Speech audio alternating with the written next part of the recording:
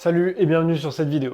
Tu l'as vu dans le titre, aujourd'hui on va parler de comment aborder ses premières courses d'ultra distance. Évidemment, tu me connais, on va parler de trail. Après, tous les conseils qu'on va aborder dans cette vidéo sont valables aussi pour la natation, le vélo, le poney, peut-être pas le poney, parce qu'il n'y a pas de course d'ultra poney. Je crois pas. Cette vidéo intervient dans la série de préparation pour ma Maxi Race, une course d'ultra de 93 km. Si t'as pas vu comment je prépare ma saison 2024, je te la mets juste en haut dans une fiche, je sais pas où. Dans cette vidéo, je te présente toutes les courses de la saison 2024 que je vais préparer. Si tu me connais pas, je m'appelle Kevin, je suis kiné, je donne beaucoup de conseils sur Instagram. Et sur cette chaîne YouTube, je partage l'intégralité de ma saison 2024, la gestion des entraînements, les semaines d'entraînement spécifiques, comment je vais gérer mes courses et aussi des vidéos pendant les courses. Donc si le projet t'intéresse, pense à t'abonner pour pas louper les prochaines vidéos. Tu vas voir, cette vidéo va être coupée en 3 parties. Premièrement, comment aborder l'ultra trail quand on est 100% débutant, qu'on n'en a jamais fait et qu'on part de vraiment zéro. La deuxième partie, c'est comment moi je vais aborder cet ultra trail, qui a déjà fait un petit peu de trail, qui a un petit peu d'expérience, donc on va dire un niveau moyen. Et après, je vais aussi interviewer un élite qui lui vise peut-être un top 10 sur cette maxi race. Donc c'est super intéressant de voir quelle vision il aura pour la préparation et la gestion de la course. Ça va aller du débutant à moi, puis à l'élite. Comme ça, tout le monde est content. Pour la première partie de cette vidéo, du coup, je vais accueillir un coach, Nicolas Bourron, c'est mon coach. L'objectif, c'est de voir comment lui, avec son expérience de coach, comment il aborderait une course d'ultra en étant pratiquement 100% débutant. De mon point de vue, c'est pas forcément quelque chose que je conseillerais de faire, de se lancer dans l'ultra trail parce que c'est très gros.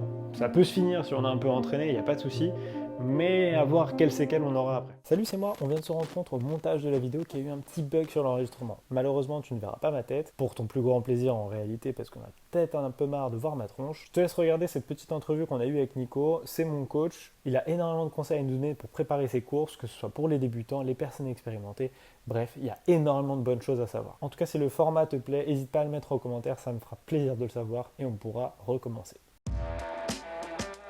Salut Nico, est-ce que tu peux te présenter vite fait? Nicolas Bourron, comme tu l'as dit, aujourd'hui j'entraîne en course à pied. Comme toi, je suis kiné de formation. J'ai exercé pendant 10 ans en kiné du sport, vraiment spécialisé dans les pathologies sportives et particulièrement dans tout ce qui a trait autour de la course à pied. C'est un petit peu ce qui m'a amené à commencer à coacher en suivant dans un premier temps des patients et puis en développant davantage de choses au fur et à mesure. 2020 m'a aidé à apprendre un petit peu de temps, essayer de commencer à créer du contenu sur Internet et les médias sociaux pour partager toutes ces connaissances. Puis de là, il y a eu un effet un petit peu boule de neige, de plus en plus de demandes, puis j'ai professionnalisé l'activité. Je travaille aussi pour le coaching du coureur, qui est une entreprise qui propose des solutions d'entraînement pour les coureurs à pied. Donc voilà, aujourd'hui j'ai quitté mon activité de kiné, je suis parti m'installer à La Réunion pour profiter des sentiers et j'entraîne à temps plein maintenant. Sinon, toi, tu as fait la Maxi Race, donc c'est le thème de cette vidéo. Hein. On prend l'exemple de la Maxi Race pour un ultra en tant que débutant, comment on appréhende ça pour un premier ultra. Cette course-là en 2018, donc ça commence à dater un petit peu. C'était pas mon premier ultra, c'était pas non plus, j'avais pas non plus encore énormément d'expérience sur ultra non plus. Comment ça s'était passé? Écoute, plus ou moins bien. J'avais quand même souffert physiquement parce que bah, voilà, c'est quand même un long format, c'est une longue journée en montagne. Nous, il avait fait très chaud ce jour-là, je me rappelle. Donc on avait souffert de la chaleur et clairement la deuxième moitié de parcours avait été compliquée. Je me rappelle être arrivé à Doussard, qui je crois est à peu près à la moitié, à une cinquantaine de kilomètres ou 45 kilomètres, où je m'étais dit, ouf, là je suis qu'à la moitié, il me reste encore un bon bout, ça va pas être tout drôle. Après, je t'avoue que la seconde partie, je m'étais vraiment régalé en termes de paysage, donc ça avait vraiment permis de maintenir une belle motivation et compagnie. Et puis cette dernière bosse, c'est le Mont Verrier avant de redescendre. On passait près du spot de départ de parapente. Là, c'est vrai que c'est quand même un beau morceau pour finir. Et si t'as pas gardé un petit peu de jus à ce moment-là, ça peut coincer dans la montée. C'est chaud, c'est chaud. Tu t'étais entraîné combien de temps, toi? Moi, j'ai commencé à vraiment pratiquer le trail en 2015. En fait, je me suis inscrit à une diagonale en 2017. C'était pas une bonne idée. Enfin, c'était pas une bonne idée. Non, je peux pas dire que c'est pas une bonne idée parce que voilà, je sais qu'il y a cet engouement pour l'ultra, pour l'aventure, et moi le premier, et c'est ça qui m'a motivé à le faire. Je l'ai fait, j'ai pris énormément de plaisir, j'ai des souvenirs incroyables. Maintenant, c'est clair que ce n'est pas ce que je recommande avec ma casquette de coach et encore moins avec ma casquette de kiné, parce que adapter tes structures à ce type de contraintes, ça prend du temps et on est toute la volonté du monde, qu'on ait tout l'investissement du monde à un délai qui est assez incompressible. Donc quand j'ai fait la diagonale en 2017, un an et demi à peine après avoir débuté le trail, oui, j'ai fini, mais j'ai fini blessé, puis j'ai mis très longtemps à m'en remettre. J'ai eu des tendinopathies de la patte doigt, donc des douleurs à l'intérieur du genou, douleurs qui se manifestaient vraiment quand je montais À partir du moment où je levais la jambe, dès que je levais la jambe, par exemple, pour passer une marche, je recevais des coups de poignard à l'intérieur du genou. En fait, cette douleur, je l'ai tellement eue de manière importante pendant la diagonale. Je pense que j'ai gardé la trace mentale de cette douleur. Quand j'ai pu reprendre sur l'année 2018, ben, à chaque fois que je me retrouvais sur une grosse montée ou trail qui était un peu plus long, donc où je passais de plus en plus d'heures dehors, ben là, ouais, j'avais cette petite douleur au genou qui réapparaissait. Mais je pense vraiment que c'était une trace mentale parce que mécaniquement, j'avais pas tant de raison d'avoir cette gêne-là. Toujours est-il que ça me gênait. Donc voilà, le gros du message, il est dans, bien sûr qu'on a envie d'aller vers ce genre d'aventure parce que c'est passionnant et puis au jeu sportif, humainement, c'est aussi des super moments, mais ça prend du temps à s'adapter. Évidemment, on sait que tout le monde va le faire. T'as un mec qui, comme moi, il vient, il dit, bah, dans 6 mois, je me suis inscrit, comment je sauve les meubles, du coup, qu'est-ce qu'on peut faire? Ça arrive souvent, je t'avoue, que ce soit dans les gens que j'encadre ou des gens qui me sollicitent pour des plans ou d'autres choses. C'est souvent des projets qui peuvent ressembler à ce que tu viens de décrire typiquement. Donc, comme tu l'as dit, l'idée, c'est d'essayer de sauver les meubles. C'est Bah déjà ouais. d'accepter que on sera pas en mesure de réaliser notre performance optimale. On sera pas en mesure d'exploiter notre plein potentiel par rapport à quelqu'un qui aurait des années d'expérience, et des bornes accumulées au fil des années. Donc, je pense que la clé du succès, c'est de respecter les grands principes de l'entraînement, qui sont la progressivité et la régularité. Je mettrais même dans un premier temps la régularité avant, parce que là, on parle des efforts qui vont être très, très, très, très longs. On parle d'efforts qui, pour la plupart des gens, justement, pour qui c'est un premier ultra, ça va être des efforts qui vont être à très, très basse intensité. Donc, je dirais travailler très régulièrement à basse intensité, ça va être la clé. Que, bah, d'une, la basse intensité, ça va permettre à ton corps de mieux l'assimiler, de mieux la gérer, de pas te retrouver en surcharge tout de suite parce que tu fais toutes tes sorties en zone 3 ou plus. Bon, ça va pas durer longtemps si c'est ça, mais dans l'idée, voilà, c'est d'avoir un beau volume d'entraînement à basse intensité, plutôt des sorties pas trop longues dans un premier temps, mais très régulières. Par très régulière, hein, j'entends au moins 4 sollicitations par semaine, idéalement Ouais, 5 c'est à ça, 6. ouais. Idéalement 5 à 6. L'autre point, ce sera dans l'entraînement de ne pas négliger la marche, parce que sur un premier ultra, la plupart du temps, les gens font des ultras en montagne, hein. Donc on va beaucoup marcher. S'entraîner à marcher, s'entraîner à utiliser les bâtons, pour moi, c'est assez déterminant pour ces personnes-là. Et après, bah, comme je l'ai dit, effectivement, la progressivité, c'est quand même la grosse règle de base si tu veux pas te blesser. Donc d'augmenter petit à petit ton volume d'entraînement, ton volume en termes de kilomètres, ton volume en termes de dénivelé surtout, parce que ça va être vraiment variable qu'il va falloir mesurer. Quand tu t'apprêtes à faire des courses qui vont faire 5, 6, 7, 8, 9, 10 000 mètres de dénivelé, si tu quantifies pas ton dénivelé et que tu te concentres que sur ton volume horaire ou tes kilomètres, tu peux te retrouver avec des petites erreurs qui vont t'amener des blessures. C'est difficile de donner une trame parce qu'il y a énormément de sujets sur lesquels on pourrait Ouais, c'est revenir. sûr. Bah, merci Nico. Yes, merci à toi. Tu l'as vu du coup, le point de vue de Nico, il te conseille clairement de pas forcément t'inscrire sur une course d'ultra si tu pars de zéro. Après, normalement, on t'a donné des petits tips qui sont utiles si tu étais déjà inscrit pour pouvoir adapter, pour pouvoir essayer de le finir dans les meilleures conditions possibles. Mais c'est pas forcément quelque chose qu'on conseille pour toi, ton plaisir et ta santé. Cette Maxi Race sera du coup la course la plus longue que j'ai jamais fait. Aujourd'hui, la course la plus longue que j'ai fait, c'est un 54 km avec 5500 mètres de dénivelé. C'était long, j'ai kiffé, mais là, du coup, c'est pratiquement 2 fois plus. Comment j'aborde cette course? Évidemment, la distance me fait un peu peur. Maintenant, ça me fait très plaisir de pouvoir m'y préparer parce que l'entraînement d'un ultra, c'est juste exceptionnel parce qu'on passe énormément de temps dehors, dans les sentiers, à faire de la rando, de la course, du vélo. C'est juste génial en fait. Et souvent, on est dans la nature, on voit des paysages magnifiques. C'est trop bien.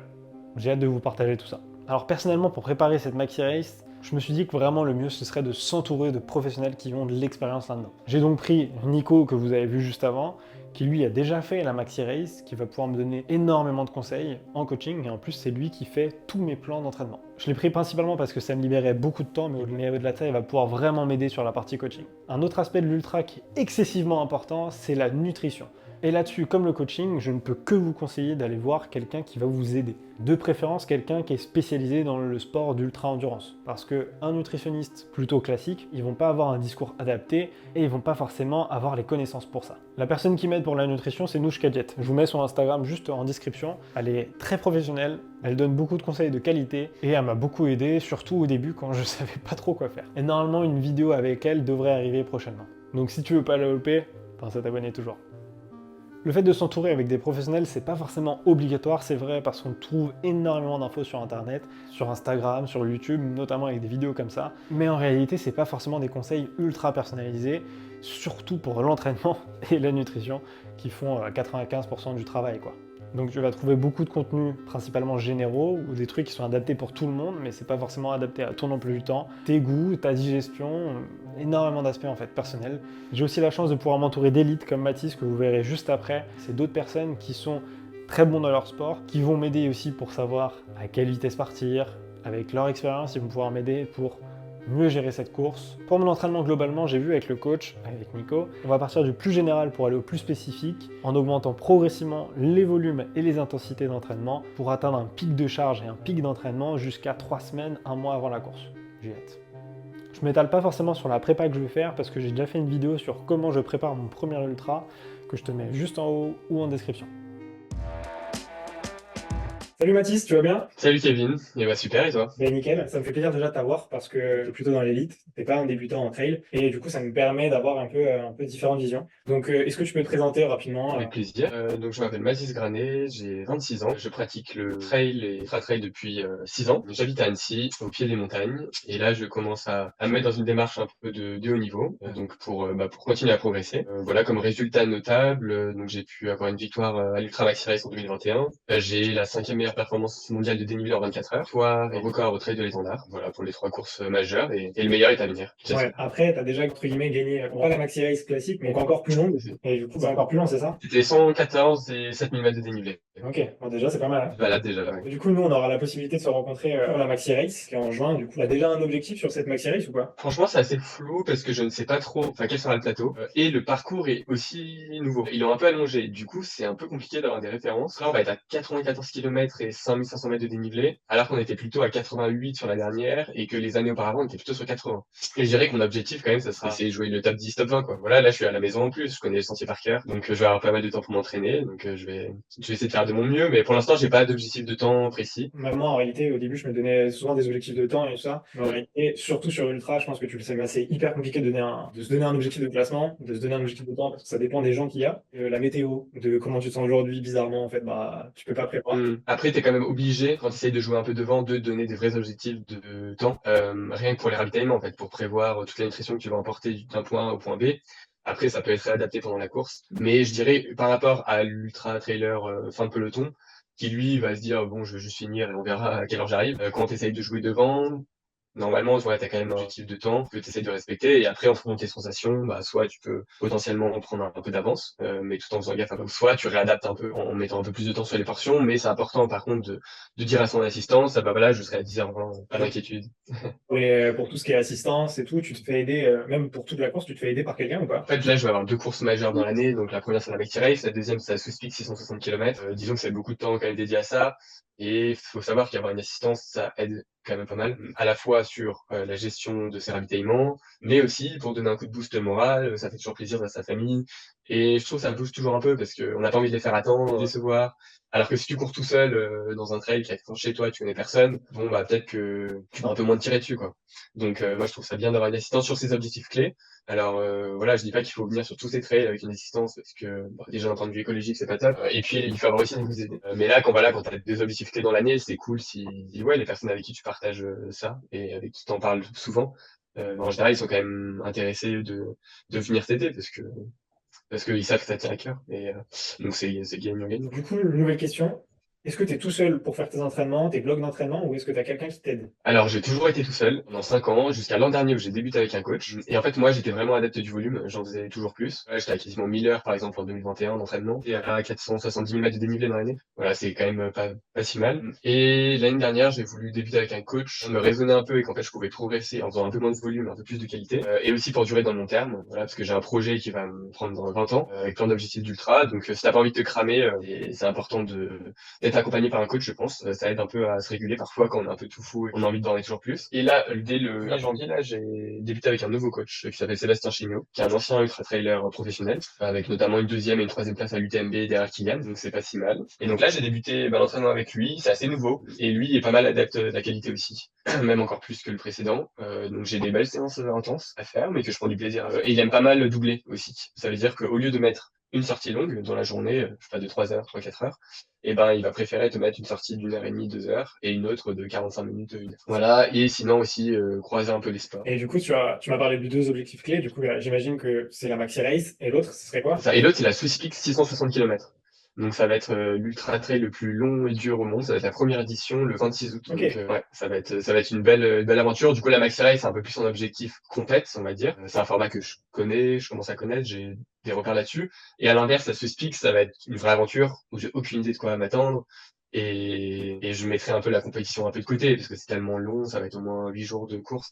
Donc ça va être un peu plus en mode aventure, mais j'ai vraiment hâte des deux parce que ça va donner. Après là, mon premier objectif de l'année, ça va être le marathon de Paris. Donc c'est un sous-objectif, on va dire, qui va permettre de travailler un peu les parties roulantes. C'est quelque chose que j'ai jamais fait le marathon. J'ai aucune référence sur à plat, mais vraiment ni sur 10 km, ni sur 20 km, ni sur marathon. Et en fait, j'ai envie de me challenger dans quelque chose d'un peu nouveau et dans quelque chose dans lequel j'ai l'impression que je peux beaucoup progresser rapidement. En faisant quelques séances, je sens déjà que je suis beaucoup plus à l'aise à plat. Je trouve ça, c'est vraiment un bon conseil à donner aux gens, c'est de travailler ses points faibles. C'est quelque chose, en fait, je m'étais toujours dit, ouais, j'aime pas la roulante, je préfère quand ça grimpe et tout. Et du coup, je le faisais jamais de plat, en fait. Même quand j'allais courir tranquille, ça me saoulait de faire du plat. Et au final, en travaillant tes points faibles, que tu deviens vraiment plus fort. Et ensuite, tu prends du plaisir, en plus, à voir que tu progresses. Parce que sur tes points forts, c'est plus difficile de progresser, je trouve, parce que t'as déjà un niveau normalement assez correct. Tes points faibles, ben, t'as une vraie marge de progression. Et puis, dès que tu commences à travailler ça, bah, tu vois que tu progresses et puis tu prends du plaisir, en fait, là-dedans. Et je pense à vraiment prendre du plaisir. Donc, je vais faire un premier marathon. Et du coup, l'objectif principal de compétition cette année, Maxi Race, est-ce que tu vas faire une reconnaissance, est-ce que tu vas faire tout le parcours, je sais pas moi, en une, deux fois, en un week-end? Ouais, carrément. Alors, il faut savoir que le parcours, je le connais déjà quasiment par cœur.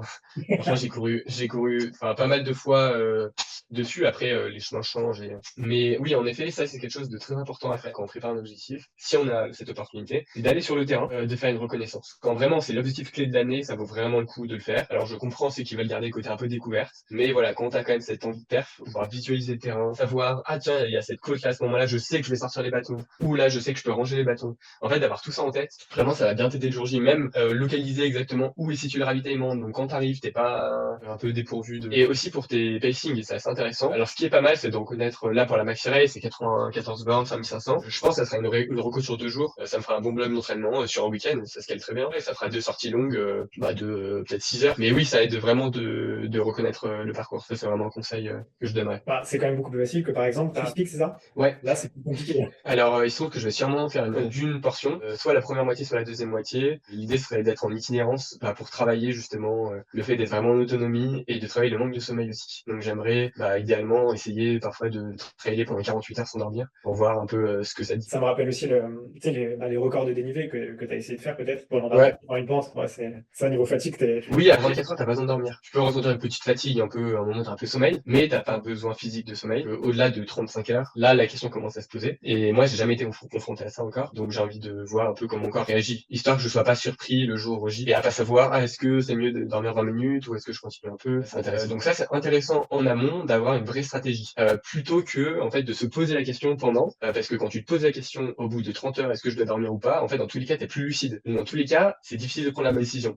Donc le mieux, c'est de visualiser la course et de se dire, ok, si j'arrive à ce ravito et que j'ai envie de dormir, est-ce que je m'autorise oui ou non à prendre 10 minutes de sommeil? Et en fait, il faut prévoir un plan A et un plan B. Un plan A, le sommeil, ça passe nickel, j'ai pas trop besoin, juste une petite sieste de 10 minutes et je suis requinqué. Un plan B, c'est un peu plus compliqué, peut-être que j'ai besoin de me poser 1 heure, voire 2 heures. Après, voilà, avec la fatigue, t'es plus lucide et c'est là où tu vas peut-être prendre les mauvaises décisions. Bah, du coup, en fait, ça serait plus sur un ultra de genre UTMB, JAG, Ouais, c'était ça, exactement. un format 100 miles, quoi. Pas un maxi race, normalement. Bah, je crois que t'as pas le droit de faire Ouais. t'as pas le droit de faire plus de 30, 40 Je crois heures. que c'est 30 heures en effet, le max. En 30 heures, tu peux te poser 10 minutes, mais tu vas pas dormir. Du coup, pour toi, à peu près, une semaine type, c'est quoi? Genre, t'as combien d'entraînements par semaine? Est-ce que tu fais systématiquement des sorties longues, voire très longues? C'est intéressant de savoir. Enfin, une semaine un peu type en prépa d'un objectif de trail, voilà, type Maxi Race. On sera un mois avant, on va dire. Ça va être une semaine à 20 heures d'entraînement, je pense environ, au moins, avec au moins 80% d'endurance fondamentale. Donc en zone 1-2, c'est une zone où on peut respirer par le nez, tout en gardant quelques séances de qualité. Donc je pense notamment en côte. Ça peut être caler une séance 4 fois 5 minutes en côte, par exemple. Ça peut être aussi faire une autre séance un peu plus à plat, avec un peu de tempo, histoire de garder un peu la fluidité quand tu cours à plat. Donc ça peut être en 2 fois 10 minutes. Et après, ça va être pas mal de sorties en EF, de 2 heures en endurance, en rajoutant un peu de vélo.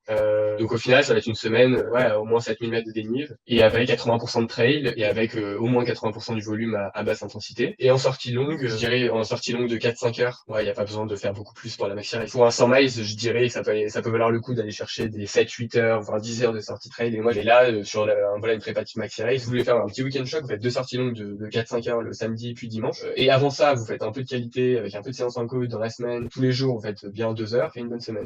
Vraiment, il n'y a pas de secret, il n'y a pas de miracle. C'est dans la régularité, dans la progressivité. Non, c'est vraiment des sorties de 1h30, 2 heures. Voilà, dans la semaine, arriver à trouver du temps, aller courir le matin, le soir, doubler. La Maxi Race, quand vous serez au 60e kilomètre, vous aurez les jambes en compote. Voilà, faut savoir pourquoi t'es là et il faut avoir envie d'aller au charbon. Donc, faut aussi pas arriver cramé sur la course. Ça, c'est vraiment important. important. Vraiment, les 2 dernières semaines avant la course, c'est très très cool, quoi. Il faut avoir vraiment la hargne, quoi. Le jour J, il faut avoir faim de mettre le dossard et de passer du temps en montagne. Il faut vraiment être en manque de montagne, quoi. Moi, ce que j'aime bien dire, c'est que pour me sentir prêt à une course, il faut que je sois capable d'enchaîner facilement des semaines avec le même kilomètre, le même kilométrage et le même dénivelé que la course. Donc, typiquement, de pouvoir enchaîner des semaines à 90 bornes et 5500 mètres de dénivelé pendant 2-3 semaines entre S-6 et S-4, bah ça c'est top. Si t'arrives à le faire, c'est que t'es prêt. Mais je trouve ça important quand même d'arriver à encaisser un minimum de volume. Le but c'est de profiter quand même, de passer de bons moments en montagne. Et puis après, t'as l'objectif de perdre derrière, mais c'est que la cerise sur le gâteau. Faut aimer l'entraînement, faut prendre du plaisir dans ce chemin. En fait, la clé est là. Mais merci à toi. Ouais, bah avec plaisir. N'hésite pas si t'as besoin de refaire ce genre de vidéo pour d'autres choses. Allez, Salut. bonne journée. Comme tu l'as vu, l'ultra trail, c'est pas forcément quelque chose qu'il faut prendre à la légère, au contraire. Tu peux mettre pas mal de temps à te remettre d'un ultra trail, ça peut être dangereux pour ton corps. Nico m'a déjà dit qu'il s'était lancé sur la Diagonale des Fous, un des ultra trails les plus durs au monde, peut-être un peu tôt dans sa carrière, et il a mis à peu près 6 mois à s'en remettre avant de reprendre un entraînement quasi normal. Donc c'est pas forcément ce que je vous souhaite. Allez-y progressivement, soyez patient, et l'ultra n'est pas forcément la quête. On peut très bien se faire énormément de plaisir sur des courses de 20 km, 40, 50, 60, 70, 80, jusqu'à l'ultra trail, mais ça prend du temps. Dis-moi en commentaire quelle course d'ultra tu aimerais faire ou que tu prépares. Pense à t'abonner pour pas louper les prochaines vidéos.